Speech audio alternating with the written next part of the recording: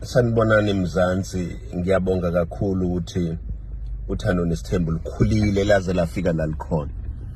Le video le angivamile ukwenza amavideo kodwa ngithi angiyenze ngoba ngiyabona ukuthi hayi into engibhekene nayo inkulu. Kodwa ngesikhathi siqala uthando nesithembu asishonga ukuthi konke kuzoba kuhle noma kuzoba kubi. Sathi naku thina sizoninikeza isithembu bese niya decide nina ukuthi niyasifuna isithembu noma nisifuni. But into eyenza ngenze le video ukukhuluma ngoMakhumalo.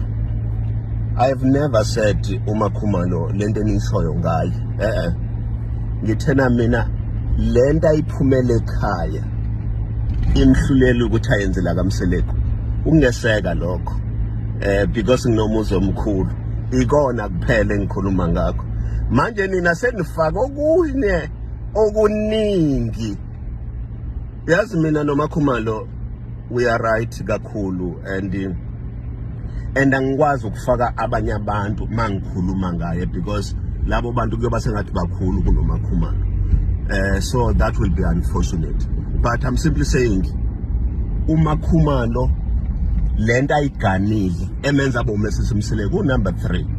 Meaning kusho ukuthi lento ayiganile fanele ayeseke iyona kuphela engikhuluma ngayo.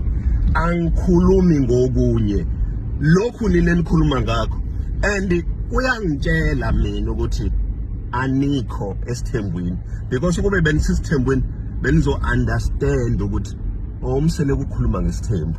But ngiyabonga kakhulu konke lokho elikushoyo kuyasilekelela ekutheni sikwazi ukuya phambili and engathi ningaqhubeka njalo nime nje nina besilo nime nina beqhawe nisilekelela ukuthi sikwazi njalo ukuya phambili. Ngaphandle kwenu asiyilutho. Siyabonga kakhulu. Angazi ke noma abantu basasifuna isithembu ngoba kungenza ukuthi sebe decide ukuthi ayi isithembu ngisasifuna, isithembu ngiyasifuna. Hayi ayibanga bande khona.